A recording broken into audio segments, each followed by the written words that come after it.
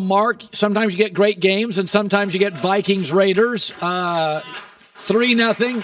Hey, it happens. That's actually when you get tested as a broadcaster when there's no points. Not the easiest game. It's a defensive struggle. Did I hear a championship men's league game? Oh boy, yeah. So your buddy Dane Christ is playing in it tonight. So you're refereeing a game? No, that's harsh. How did you get in the championship game? Not a men's club. Sorry. All right. So we were talking about this.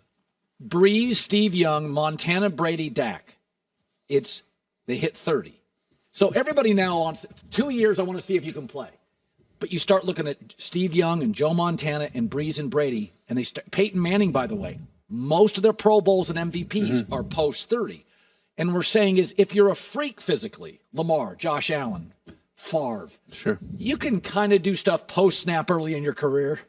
But if you're not, it takes time to become what Tom calls the chess player. Sure. And when I watch Dak, I'm like, there's some chess here. Like he's getting in and out of stuff. Mark, they just don't put themselves in bad spots much. Yeah, I think after the bye week, too, they've really ascended. And I think they've switched a couple things. They let him do a little more at the line of scrimmage. I think Brian Schottenheimer's been a huge addition for that offense. He's really made things simple, and Dak's kind of handled it the right way. But what you mentioned, I think, is an interesting part of quarterback careers. When you're still athletic enough and you have enough arm talent to get things done, you still have enough mobility to move just enough to create a little space in the pocket and make a throw.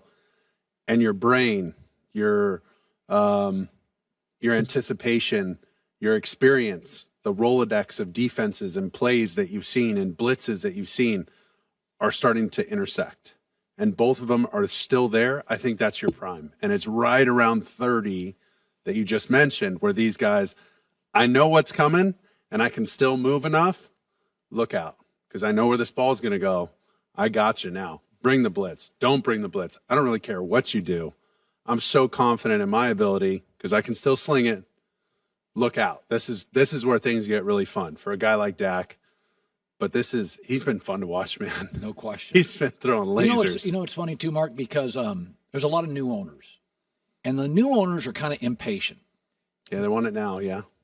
Say what you want about Jerry. He kept Jason Garrett way longer than the fans wanted. Mike McCarthy, everybody bailed 2 years ago. He didn't.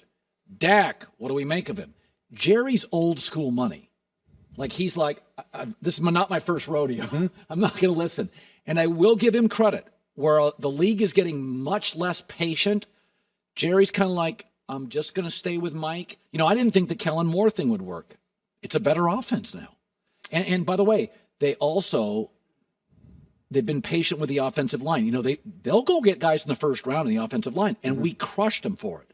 But part of it is, I feel like Jerry's kind of this old school, which is, guys, let stuff bake a little. You gotta play the long game with some of this stuff, and the marathon versus sprint analogy, meaning keep the core group together. Keep some of the core pieces together. Don't keep changing up the offensive system, forcing your quarterback to learn a new language every other year. It just makes it hard. Keep the same guys together, because that original playbook that you come in with day one, it evolves over time.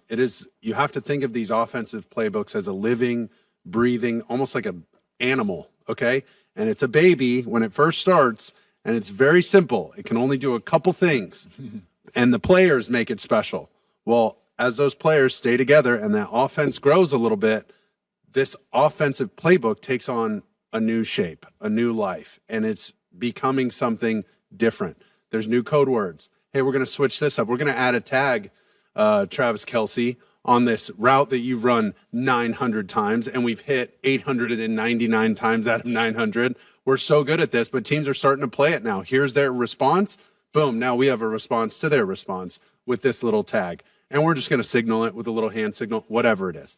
So you can tell when you keep guys together, you let it bake, as you mentioned, that's where you start to get success, and that's where you have success in crucial moments because guys have been there before. They've seen it, they've been through the fire together, and they can execute when it all matters. Is Philadelphia, because I sort of downplayed their loss to San Francisco as, battle fatigue. God, they'd play the Niners and the Chiefs and the Bills, like heavy snap games.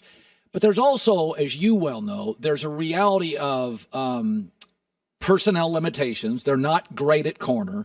And the other thing is they lost 2 great coordinators. Mm-hmm. And I watch their offense, Mark, and it's not as diverse. It doesn't have the dexterity. I think they forget about running. Some of this is, you know this, not all coordinators are equal. No.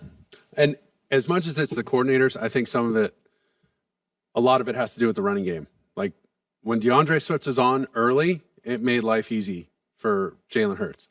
He had a chance to run a little bit earlier in the year. The past couple years, he ran a little bit. As soon as he hurt his shoulder late in the year last year, he's running numbers and production have really plummeted. Yeah. And it's because they're trying to take care of him. And then this year he's nursing a knee injury.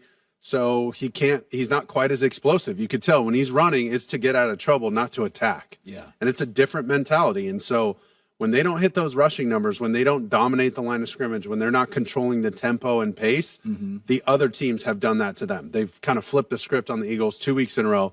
And mind you, these are 2 of the best defenses you're going to play. You know, Nick Bosa makes a comment last week, hey, we put the blueprint out there to beat these guys. Well, you also have to have the players to be able to do that. Okay, right. Not every defense in the league can, okay, we're just going to use that plan. Well, okay, who's rushing the passer? Who's keeping him in the pocket? Who's going to make him throw it 45 times? Right now, like, you make Jalen Hurts throw it 45 times, I like my chances on defense. Sure. Like, that's fine. Go ahead. Drop him back every time because I know where it's going. We're going to double those 2 outside guys. We're going to mix and match on Goddard and try and confuse him inside. We can hold up in the run game. I mean, they rushed for like 60 yards last night or whatever it was. So that's an issue for them, figuring out that run game and his health. You know, if he's not as capable as a runner, then it better start showing up from the pocket or, you know, this is what the games are going to look like when you play those really good teams. And those 2 teams that they just played, you're going to have to beat those teams at some point to get to the Super Bowl. So I don't think it's been a wonderfully officiated year, and I do think there are tipping points where it's probably time to pay some officials. So I can think 2 things. One, Kadarius Toney's foot was over the line. But 2, what you don't want to do is get in the way of the greatest play of the year. How do you officiate it? I don't know. How do you officiate Bradbury's call in the Super Bowl last year? Is it a PI in preseason? Yes. Is it a pass interference in training camp? Yes. Is it a pass interference in the Super Bowl? Yes. Okay. Crappy time for that call. However, they usually give you a warning. That's what I thought. Especially the first, second time. Like, it's got to be egregious, right? But he's blocking the ball. And the problem is he's the 3rd inside receiver. So it's harder, you know, when you're number 2 or number 3, meaning closer to the referee on the sideline, those guys line up on the ball, they look out at the guy and they say, hey, am I good? And the ref either gives you one of these or he goes like this or like this. Move forward or move back because you're too far in the backfield and you're going to get a penalty for too many in the backfield or a legal formation or you're offsides. In this situation, I don't know. Did he get warnings earlier in the game? Was it an issue? It sounds like no because of what Andy Reid said. And then, of course, I mean, Patrick Mahomes just blew his top last night. That's who he is. That's who he is as a competitor. I saw him yell at Andy Reid last year. And there's way more cameras and microphones and all. You don't think Jordan's like that? You don't think Kobe's like that? Like, that's who these guys are on the field. They are this crazy and unrecognizable version of themselves. The guy that steps in between the white lines and puts on number 15 for the Chiefs in that red jersey, especially like when he's going like that, is a different guy than goes and visits the children's hospital. Okay? You know what I mean? It's the same person, but it's a different personality, completely different personality. So when he's on the field, he's a stone cold killer. And when things don't go his way, he's pissed and it's everybody else's fault. You know, like that's just the psychology behind it. And that's fine. So a bunch of people caught mics and people are saying, oh, he embarrassed himself. Yeah. All right. That's just competitive. So to get to that level, you got to be a little bit of that. Now, in that moment, the Bills needed a break. They got a break. But that I can't say, and maybe I'm burying the headline, that was one hell of a play, man. Oh my God. Are you kidding me? I couldn't believe it. I mean, as soon as he even motioned like he was going to throw, I was like, what the hell is, oh my God. That's a walk-off. So we said, and then you see the flag thing come up, you know, the little yellow deal on the TV. I was like, oh no. Oh, not a hold. Oh, not a pre-snap. oh God, and so, yeah, it's a ticky-tack call, but it's the rules are rules. I don't know. What do you say?